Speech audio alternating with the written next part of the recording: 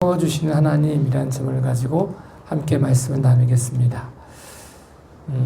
우리가 뭘 세우려고 할 때는 서로가 서로에게 힘이 되어줘야 세울 수가 있습니다. 고추를 심어 놓는 걸 보니까 고추가 처음에 잘 자라다가도 바람이 불고 넘어질까봐 고추 지지대를 세워가지고 끝으로 연결해가지고 지지대가 고추를 세워주는 모습을 갖게 되어집니다. 그럼 그 모습 속에서 내가 어떻게 부름받았는가, 세우시는 하나님 앞에서 내가 어떻게 부름받았는가, 나를 먼저 알아가는 게 중요합니다. 내가 어떤 모습인지 모르면 경쟁하게 됩니다. 사랑해야 될 대상을 사랑하지 못하고 질투하게 됩니다. 세워줘야 될 대상을 세워주지 못하고 넘어뜨리게 됩니다. 사람들 마음속에는 자꾸 순위를 좀 1등, 2등, 3등, 꼴찌, 누가 1등이냐? 여기 굉장히 많아가지고 뭐가 좋은 거냐라고 말하면 큰 곳이 좋다고 생각을 합니다. 그래서 하나님의 역사를 봐도 역사를 하실 때 사람들이 저건 큰 역사다라고 보는 걸 다이나마이트 같은 권능을 가지고 있는 사람을 보면서 큰 사람이다 라고 말합니다. 근데 저희가 교회를 이렇게 건축하는 과정에 있는데 교회가 처음에 바닥을 깔고 막 이럴 때는 막 푹푹 파가지고 금방금방 막 되어지는 것 같습니다. 콘크리트 치고 막 와가지고 금방금방 되어지는 것 같은데 근데 그 다음에 미장하고 이럴 때는 세밀한 게 필요합니다. 사람들은 금방 크게 뭐가 되어지면 와 뭐가 되는 것 같고 눈에 보이지 않는 변화는 잘 이해하지 못합니다. 큰 건 좋은 거, 작은 건 나쁜 거라고 생각을 하게 됩니다. 그래서 우리가 다이나마이트 같은 권능을 가지고 뒤집어지고 이러면 와 은혜 받았다라고 말하는데 그의 삶이 다이나믹하게 변화되는 것을 잘 발견하지 못합니다. 매일매일 봐가지고 못 알아듣는 것 같고 안 변화된 것 같은데 지나놓고 보니까 와 서서히 그러나 완전히 변화되어지는 이슬 가랑비에 옷 젖는지 모르는데 옷이 젖어지는 그런 역사가 나타날 수 있다는 사실을 기억해야 됩니다. 하나님이 나를 다이나마이트와 같은 권능으로 쓰실 수 있습니다. 또 나를 다이나믹한 권능으로 쓰실 수 있습니다. 금방 뭐가 변화되는 것 같은 거, 골조가 세워지는 것 같은 변화를 쓰일 때가 있는가 하면 세밀하게 어떤 걸 마감하거나 세밀하게 쓰임받을 수가 있습니다. 근데 우리는 우리 눈 가지고 판단하니까 빨리 되고 크게 되고 변화되는 것 같으면 좋은 거고 아무런 변화가 없는 것 같으면 안 좋은 것처럼 생각하지만 세우시는 하나님 안에서는 빨리 하는 것도 은혜고 다이나믹한 것도 은혜고 다이나마이트와 같은 것도 은혜이고 크게 쓰임받는 것도 은혜고 섬세하게 쓰임받는 것도 은혜임을 기억할 때 우리는 서로가 서로를 존중해주고 사랑할 수 있다는 사실을 알 수 있습니다. 세우시는 하나님 앞에서는 우리에게 다 한 사람 한 사람이 다이나믹한 사람도 다이나마이트와 같은 사람도 큰 사람도 작은 사람도 유대인도 이방인도 남자도 여자도 믿는 사람도 안 믿는 사람도 다 하나님 안에서 연결되어져 있다는 사실을 기억해야 됩니다. 한 아버지라는 거죠. 하나님이 창조주시라는 거죠. 하나님이 남자만 창조한 게 아니고 여자도 창조하시고 유대인만 창조하신 게 아니고 이방인도 창조하시고 예수님 믿는 사람만 창조한 게 아니고 예수님 믿지 않는 사람도 창조하셨다는 사실을 기억해야 됩니다. 그럼 그 안에서 내가 어떤 모습으로 다른 사람을 세워줘야 되는가를 알게 됩니다. 미움의 대상이 아닌 질책의 대상이 아닌 비난의 대상이 아닌 사랑하며 섬기는 대상임을 알게 됩니다. 유대인들은 이걸 잘 몰랐습니다. 자기들은 구원받을 사람, 이방인들을 땔감, 지옥의 땔감이라고 생각을 했습니다. 그 죽는 것을 이상하게 생각하지 않고 은혜라고 생각을 했습니다. 죽어야 마땅한 존재라고 생각을 했습니다. 그런데 이 모습이 유대인들이 이방인도 하나님이 창조했다는 사실을 기억하면 그 다음부터 이방인은 죽어야 될 대상이 아니라 미움의 대상이 아니라 복음을 전할 대상, 그래 사랑할 대상. 그래서 그 모습 속에서 아버지가 기뻐하도록 하나님이 기뻐하시도록 섬김의 대상이 된다는 사실을 알게 됩니다. 우리가 계속해서 반복하여서 나와주는 그 예화 중에 돌아온 탕자 이런 예화 너무 많이 듣고 너무 잘 아는 거잖아요. 첫째 아들의 문제는 뭐였냐? 둘째 아들이 아버지의 아들임을 잊어버리는 거죠. 자기 동생임을 잃어버리는 거죠. 창기와 함께 허랑방탕한 삶을 살았어도 그는 아버지의 아들이므로 그가 고생하는 것을 아버지가 슬퍼한다는 사실을 기억 못하는 거죠. 찾아가서 섬기고 그를 다시 돌아오게 해야 될 사명이 맏아들인 자기에게 있다는 사실을 모르는 거죠. 그러니까 아버지가 그를 기뻐하니까 화가 나는 거죠. 시기가 나는 거죠. 왜 저놈을 이뻐합니까? 잘한 것도 아무것도 없는데 죽어 마땅한 놈인데 어떻게 그럴 수 할 수 있습니까? 라고 질문하는 모습이 그런 모습이라는 거죠. 그의 문제는 뭐냐? 동생도 아버지 아들이고 나도 아버지 아들이고 나는 그의 형이고 그래서 형의 모습이 뭐냐? 그를 사랑하고 섬김으로 아버지가 기뻐하실 수 있도록 그를 구원해내는 것이 형의 사명임을 알았어야 되는데 모른다는 거죠. 구별을 했는데 구별의 목적을 몰랐다는 사실을 우리에게 보여주고 있습니다. 그러나 하나님이 말씀하시는 거죠. 하나님이 유대인의 하나님, 다만 유대인만의 하나님이시냐? 이방인의 하나님이 아니시냐? 진실로 이방인의 하나님도 되시느니라 라고 말씀하는 거죠. 뿌리가 같다는 거죠. 하나님이 그를 창조하셨고 그도 사랑하시고 그도 구원받기를 원하신다는 사실을 깨달음으로 세워주신 하나님, 창기와 함께 모든 것을 탕진한 사람도 세워주길 바라신 하나님, 그가 돌아왔을 때 그뿐 아니라 나도 울타리 안에 거하고 나도 다시금 세워주길 원하시는 하나님을 발견함으로 동생을 세움으로 끝나지 않고 나도 세우시길 원하시는 하나님을 발견하고 기뻐하며 감사할 수 있는 저와 여러분의 삶이 되어질 수 있기를 예수님의 이름으로 축복합니다. 세워주신 하나님을 우리가 생각해 보면 이렇게 생각해 볼 수 있습니다. 하나님은 우리에게 이 모든 모습을 통해서 서로가 서로에게 힘이 되어지게 하신다는 사실을 기억해 보아야 됩니다. 우리는 이런 생각들을 가질 때가 있습니다. 다른 사람에게 기회 주는 거를 좋지 않게. 만약에 제가 기득권을 가졌잖아요. 그럼 이렇게 말하고 싶어요. 박힌 돌을 굴러온 돌이 박힌 돌을 빼려고 한다. 싫어할 수 있어요. 제가 어떤 기득권을 다 가지고 있는데 새로운 사람이 막 열심을 해요. 그럼 제가 기뻐해야 되잖아요. 근데 기쁜 마음이 안 생기고 들어온 지 얼마 안 된 사람이 다 휘젓고 다니네. 눈에 가시처럼 보이는 것. 이게 문제라는 거예요. 이렇게 생각해 보면 좋겠어요. 그 모습을 통해 상대방뿐 아니라 나도 세우시길 원하시는 하나님이 있다는 사실을 고백하면 굴러온 돌이 박힌 돌 빼려고 한단 말 안 한다는 거죠. 이런 비유가 있습니다. 포도원 주인이 일꾼을 불러가지고 아침 9시부터 오후 5시까지 쭉 사람들 부르는 장면이 나오잖아요. 근데 1시간만 남겨놓고 부른 장면이 나오잖아요. 그러면 먼저 처음에 9시부터 일한 사람의 마음은 1시간 남겨놓고 온 사람이 얼마나 감격스럽겠어요. 나에게 기회가 왔구나. 일할 수 있는 기회가 왔구나. 일하는 게 너무 기뻐가지고 막 이것도 하고 저것도 하려고 하면 처음 온 사람이 마음이 어떻겠어요? 에이구 저거 또 다 휘젓고 다니네.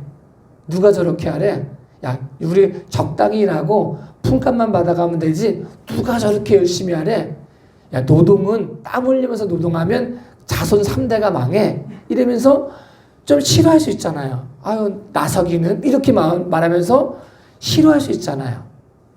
근데 처음부터 일했던 사람이 처음에 일하러 부름받았을 때는 얼마나 감격스럽겠어요. 오늘도 일할 수 있구나. 나에게 기회가 주어졌구나. 불러준, 자기를 써주시는 주인이 얼마나 고맙고 감사했겠어요. 시간이 가면서 당연하게 느껴지는 거죠.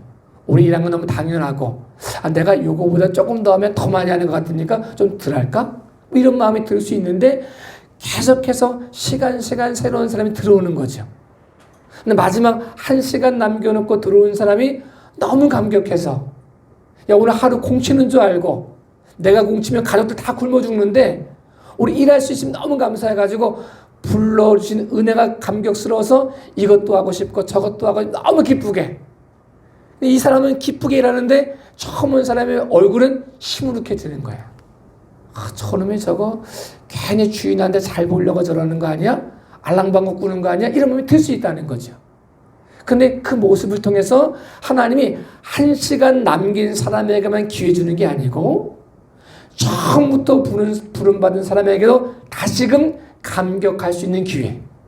내가 일할 수 있음이 감사하고 부름받음이 감사하고 이 모든 모습을 통해 내가 첫 믿음과 첫사랑을 회복할 수 있는 기회가 되었다는 사실을 감사하면 이 모든 모습이 합력하여 선을 이루시는, 세우시는 하나님을 경험할 수 있다는 사실을 우리는 고백할 수 있습니다. 사도로 부름받았던 사람들 중에 가장 큰 사람이라고 일컬음받은 사람이 베드로입니다. 근데 베드로가 막 말씀도 전하고 병도 고치고, 그래서 우리 베드로 사도님이 최고야 막 이러고 있을 때 듣도 보도 못한 사도벌이 나타나가지고 베드로를 야단치기도 하고 가는 곳마다 교회가 세워지기도 하고 이방인들이 와, 우리 바울 선생님이 베드로보다 나아 그러면서 분쟁이 생기는 거예요. 나는 베드로파다, 나는 개바파, 똑같은 말이지만 나는 누구파다, 나는 남은 아볼로파다, 나는 바울파다, 나눠지는 거예요. 그럼 처음에 베드로 마음이 어떻겠어요? 이거 내가 주도권을 가지고 내가 예수님과 3년 동안 동행한 사람이고 내가 수제자고 나는 이거 다 봤는데 부활의 주님도 만나보고 다 했는데 듣도 보도 못한 예수 믿는 사람 핍박했던 사도 바울이라는 사람이 생겨나더니 가는 곳마다 복음이 선포되고 교회가 세워지고 나는 베드로와 상대도 안 되는 사람이 나는 베드로파다, 나는 바울파다, 아볼로파다 이러면서 한 굵직한 기둥이 됐을 때 베드로 마음이 어떻겠어요? 이렇게 생각할 수 있잖아요. 굴러온 돌이 박힌 돌 빼려고 하네.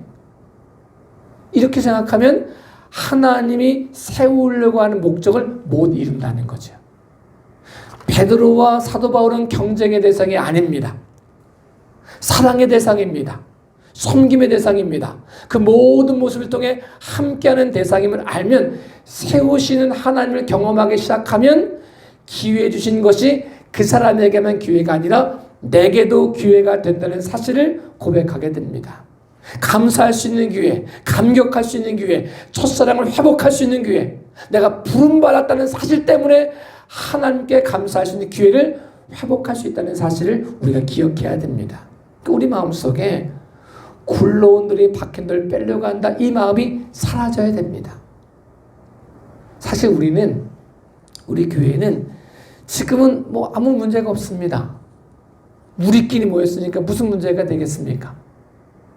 근데 만약에 하나님께서 교회를 건축하게 하시고 그 모습을 통해 구름대와 벌떼처럼 우리가 생각할 수 없었던 방법으로 하나님이 부흥을 주셨을 때 그때 먼저 믿고 있는 우리 교회의 기초가 되었다고 고백하는 우리의 마음이 어때야 되느냐. 새로운 사람이 와가지고 이것도 해보려고 하고 저것도 해보려고 할 때 나 때는 말이야 내가 다 해봤어. 야, 그거 아니야. 야, 굴러온 돌이 박힌 돌 빼려고 그래. 너 목사님한테 알랑방구해서 잘 보려고 그러는 거지. 이러면서 분쟁이 생기면 문제가 된다는 거죠. 근데 하나님은 유대인만을 위한 하나님이 아니십니다. 이방인도 위하신 하나님이십니다. 첫째 아들의 아버지만 되시는 분이 아니십니다. 둘째 아들의 아버지도 되시는 분이십니다. 그 모든 모습을 통해서 합력하여 선을 이루고 싶으신 분이 우리가 믿고 있는 하나님이십니다. 그러니까 하나님은 우리에게 동일한 기회를 주고 싶으신 거죠. 아침부터 열심히 일한 사람에게도 기회를 주고 싶으시고, 한 시간밖에 남겨두지 못하고 거기를 떠나지 못한 사람에게도 기회를 주고 싶으시고, 그 모습이 서로에게 기회가 되어지는, 서로에게 감사가 되어지는, 서로에게 충족이 되어지는, 서로에게 체험이 되어지는 모습을 통해서 서로를 세우고 싶으신 하나님의 계획이 있음을 고백할 수 있는 저와 여러분의 삶이 되어질 수 있기를 예수님의 이름으로 축복합니다. 우리는 이렇게 고백해 볼 수 있습니다.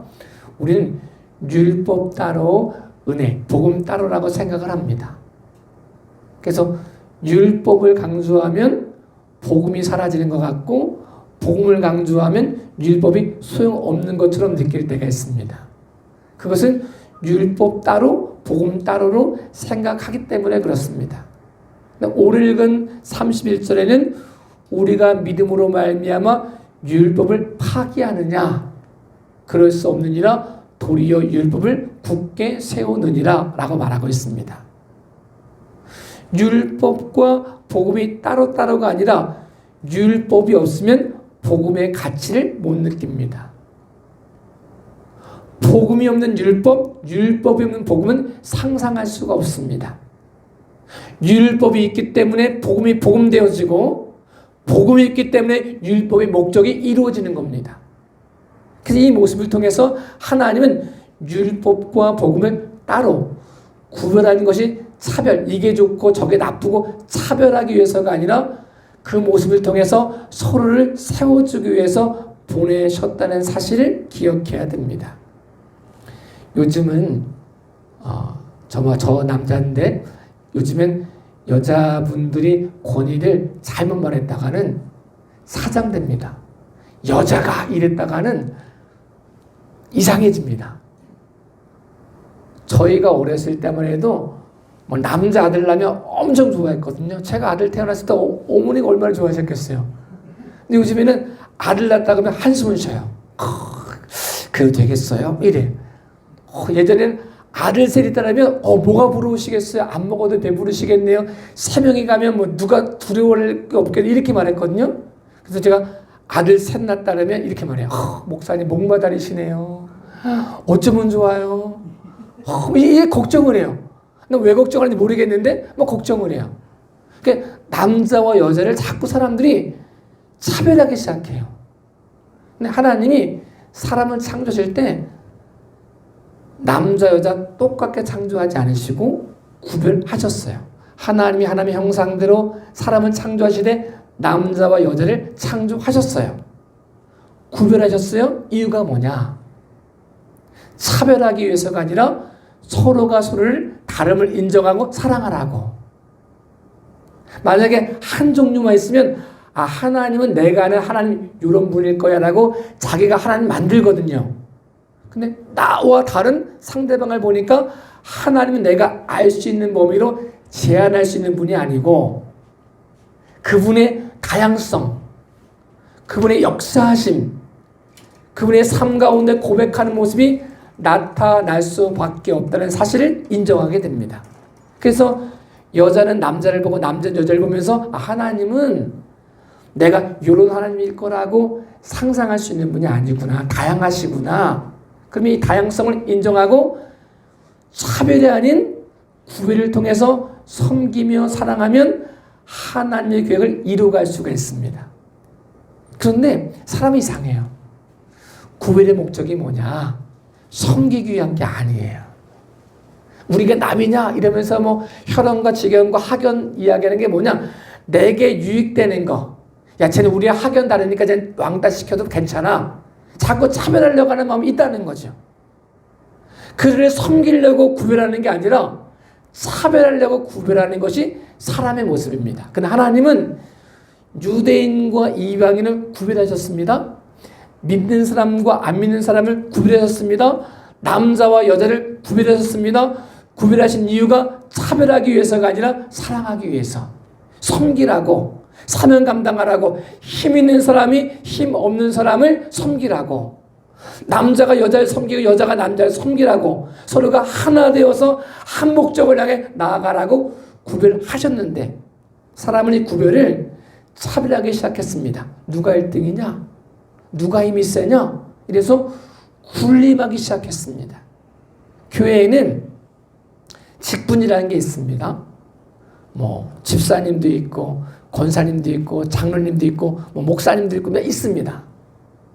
왜 구별했을까요? 목사가 제일이야. 목에 힘주라고 목사를 구별했을까요? 평신도와 목사는 다른 거야. 니들이 나 섬겨야 돼. 이러다가 구별하셨을까요? 아니라는 거예요. 왜 집사, 권사, 장로, 목사를 구별하셨을까? 먼저 믿은 사람들이, 먼저 세워진 사람들이, 처음 믿는 사람, 연약한 사람, 넘어진 사람, 힘이 없는 사람을 섬기라고 구별하신 것이 차별하라고 구별한 게 아니거든요. 저희가 어렸을 때, 알림동에 살 때, 어렸을 때요, 돼지를 키웠었어요. 제가 키운 건 아니고 어머니랑 아버지가 돼지를 키웠는데, 돼지가 새끼를 굉장히 많이 낳아요. 돼지가 독생자를 낳았다 이러면 그거 안 돼요. 최소 12마리 이상을 낳아줘야지, 돼지가 돼지 목했다 이렇게 얘기하거든요.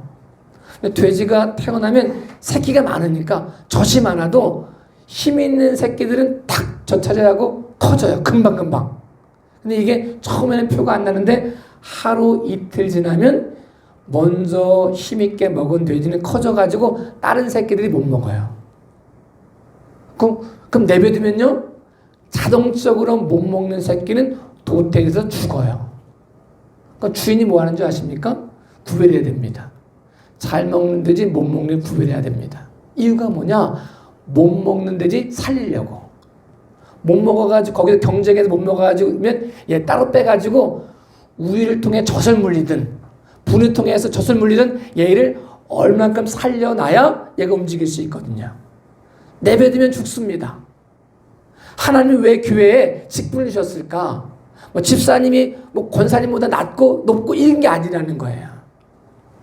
그 직분을 통해서 섬기라고, 세우라고, 그 모습을 통해 하나님의 영광을 선포하라고, 그 모습을 통해 사명을 감당하라고 구별하신 것이지 차별한 것이 아니라는 사실을 기억해야 됩니다.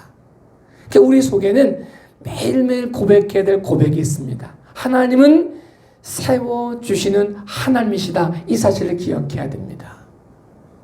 세워주시는 하나님은 경쟁하라고 우리를 구별하신 것이 아니고 섬기라고 우리를 구별했다는 사실을 기억해야 됩니다. 만약에 유비가요, 장비랑 관우의 싸움자라는 걸 보고 시기해가지고 내가 1등 돼야지, 내가 창으로도 1등, 방패로도 1등, 활쏘기도 1등 해가지고 장비랑 관우랑 경쟁하면 우리가 아는 유비가 될 수가 없습니다. 장비는 장비로, 관우는 관우로, 유비는 유비로 역할이 있는 것입니다. 서로 세워주려고 한 형제가 된 것이지 경쟁하라고 주는 게 아닙니다.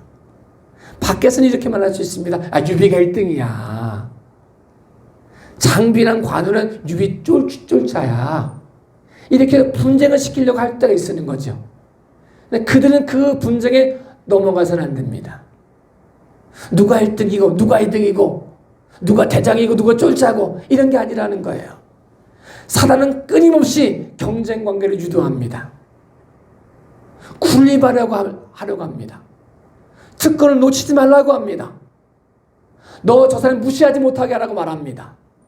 무시당하면 속상하게 하라고 말합니다. 분쟁을 일으킵니다. 근데 하나님은 세우시는 하나님이십니다. 다름을 인정하고 세워짐을 고백하고 그 모든 모습이 눈의 가시가 아니라 그를 통해 나를 다시금 세워주시려고 하시는 하나님의 사랑을 고백하며 경험하며 누릴 수 있는 믿음의 귀하고 복된 삶이 되어질 수 있기를 예수님의 이름으로 축복합니다. 저의 삶도 여러분의 삶도 유대인만의 하나님이 아니신 이방인의 하나님도 되시고, 율법이 나쁜 게 아니고 복음만 좋은 게 아니고 율법과 복음이 하나가 되어 율법이 율법되어지게 하고 복음이 복음되어지게 한다는 사실을 기억함으로 세우신 하나님을 경험하고 그 통로로 쓰임받는 저와 여러분의 삶이 되어질 수 있기를 예수님의 이름으로 축복합니다. 우리 기도하겠습니다.